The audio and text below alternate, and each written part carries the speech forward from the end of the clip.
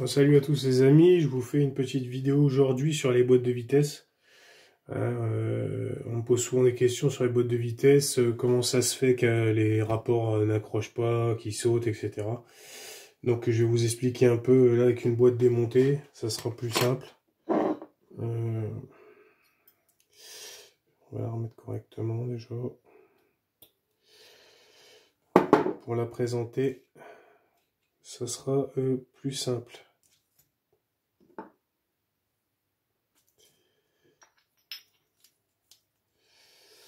Tac. Voilà. Donc une boîte de vitesse, ça se présente comme ça. On va baisser un peu. Voilà. Arbre primaire. Arbre secondaire. Voilà. Donc elles sont comme ceci dans votre moteur.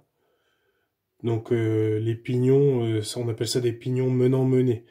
Un entraîne l'autre, etc. Donc pourquoi primaire, pourquoi secondaire? Donc ça c'est l'arbre primaire.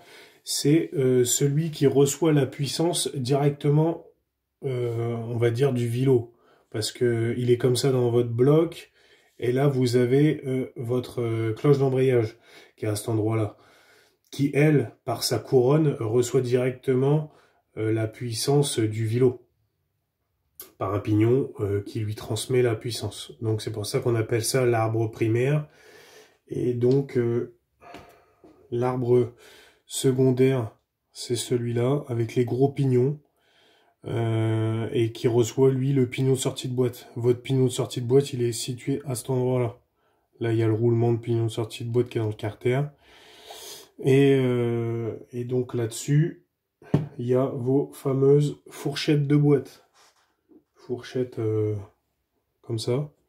Bon, là, elle est abîmée, mais voilà, ça se monte comme ça.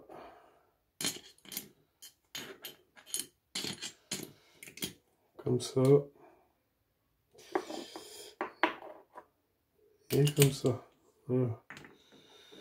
En gros, la boîte, quand elle est assemblée, elle est comme ça. Et là, au-dessus, il y a le barillet, qu'on appelle ça, avec ses petites son petit rainurage, qui vient justement guider les fourchettes pour monter ou descendre les rapports. Donc, comment déterminer les pignons? C'est très simple. C'est comme en vélo. Le primaire, ça c'est votre pédalier, le gros pédalier que vous avez à l'avant, c'est pareil. La première vitesse, c'est la plus petite, et la plus grande, c'est la dernière. Donc là, on est sur un 4,5, c'est un boîte 5. Donc automatiquement, on va avoir la première, qui est la plus petite, c'est celle-ci.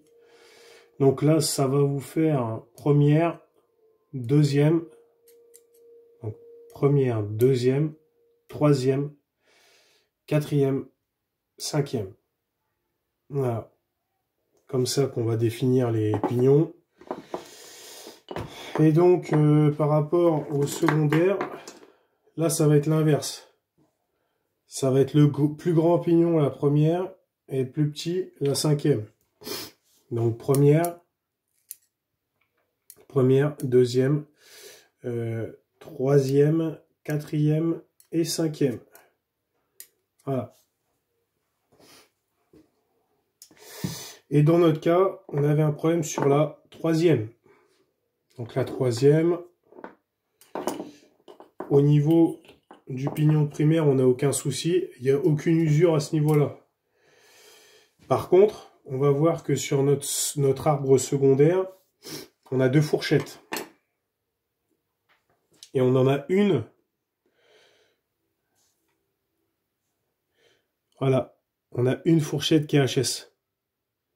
Clairement, là on le voit, hein, il n'y a pas besoin de... Voilà, on voit très bien qu'en gros, les deux fourchettes, enfin la fourchette, elle a deux têtes, deux petites têtes, et en fait, l'épaisseur de ces têtes-là, bah, à force avec l'usure, elle s'use, et en gros, comment dire, ça fait que la fourchette se met en travers dans le pignon, et après, ça vient carrément usiner la fourchette, et là, en fait, on a tellement plus de matière, parce que là, en gros, on est censé avoir un petit saut qu'on n'a plus du tout, c'est carrément lisse. Donc en gros, bah, la fourchette, elle vient carrément frotter sur le pignon et ça a carrément usiné la fourchette. Donc là, la fourchette, elle est HS. Et il n'y a pas seulement ça à changer, bien sûr, puisque la fourchette, quand elle est HS, elle va vous user les pignons. D'accord? Donc là, on a de la chance, sur le primaire, on n'a aucune usure. Par contre, sur le secondaire, on va avoir 2 pignons qui sont abîmés. Pourquoi? Parce que la fourchette en question, elle vient à cet endroit-là, sur ce pignon-là. Voilà, elle vient sur ce pignon-là. Elle vient déplacer comme ça pour choisir la vitesse. D'accord? Donc là, le problème, c'est que vu elle s'est usée en comme ça, elle a usé un peu la piste, bien que ça va encore. Mais le problème, c'est qu'elle est venue user les dents. Les dents ici, qui viennent justement s'encocher les uns les autres. Donc du coup, vu qu'elle se déplaçait plus assez, la fourchette, comme elle était usée, elle se déplaçait plus assez, et ça venait produire un effet ce bruit-là, là, que vous entendez. En gros, ça tape, mais ça n'engage pas la vitesse. Voilà, ça tape et ça refoule. Ça tape, ça tape, ça tape, mais on n'arrive pas à l'enclencher. Parce qu'en gros, la fourchette est usée et elle déplace plus assez loin. Voilà, elle devrait venir le claquer comme ça. Le problème, c'est qu'avec l'usure, elle le claque plus. Et donc, en gros, elle vient le déplacer comme ça, mais on accroche juste le bord. Et puis, avec la puissance, on n'accroche à rien du tout. Donc, on a usé cette tête-là. On a usé ces têtes-là là, qui se sont arrondies. Et en gros, la taille a rétréci, puisqu'en gros, à force de frotter sur cette partie-là, on rétrécit la dent. Et en gros, on a usé aussi les encoches à l'intérieur. On a tout usé, donc là, on sera bon pour changer donc le pignon de 3, donc on a la fourchette, le pignon de 3 qui est celui-là, et le pignon de 5, puisqu'on n'a pas de problème sur la 5, mais vu que c'est celui-là qui vient s'enclencher dans la 3, et on est obligé de le changer aussi, puisque ces têtes sont abîmées. Donc, quand même, ça reste une opération qui est onéreuse en termes de pièces, parce que là, en plus, on est sur de la pièce originale YAM, donc on peut pas avoir de pièces adaptables, donc c'est que des prix, voilà, des prix d'américains. Et donc là, par exemple, sur la fourchette là, elle coûte 93 €. Ce petit bout-là, c'est 93 balles. Et les pignons, donc on a le pignon de 5 qui est à 130 € et le pignon de 3 qui est à 100 et quelques euros. Hein, voilà, donc là, 230, ouais, 300, allez, on va dire 330 € déjà. Rien qu'en termes de pièces de boîte, on est à 330 € pour une fourchette et 2 pignons. Voilà. Donc, autant vous dire que quand on vous vend une moto, parce que ça se voit beaucoup sur Internet, hein, sur le site, on va pas dire le nom, parce que sinon on fait que ça d'en parler. Mais on vous vend, ouais, la moto, elle marche super bien, ouais, sauf problème de 5 ou problème de 3. Ouais, d'accord. Mais ça vous coûte combien de refaire une boîte? Surtout sur des motos qui ont 10 ans, 15 ans. Ça vous coûte une fortune. Donc ces petits gars-là qui sont bien gentils, hein, qui veulent essayer de faire du billet sur des trucs pourris, je suis désolé, les gars. Une ouverture moteur, surtout sur un captant, la main-d'œuvre en ouverture, voilà. Faut ouvrir le bloc en deux, la pochette de joint c'est 100 €, donc automatiquement ça vous revient vite à un bon billet, quoi, d'accord?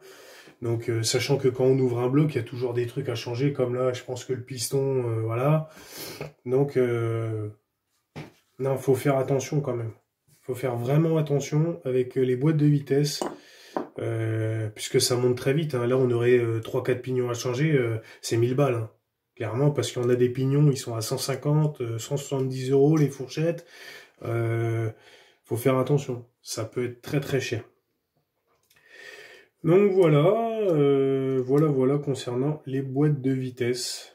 Donc bien faire attention, généralement, oui, il n'y a que la 3 qui déconne. Non, non.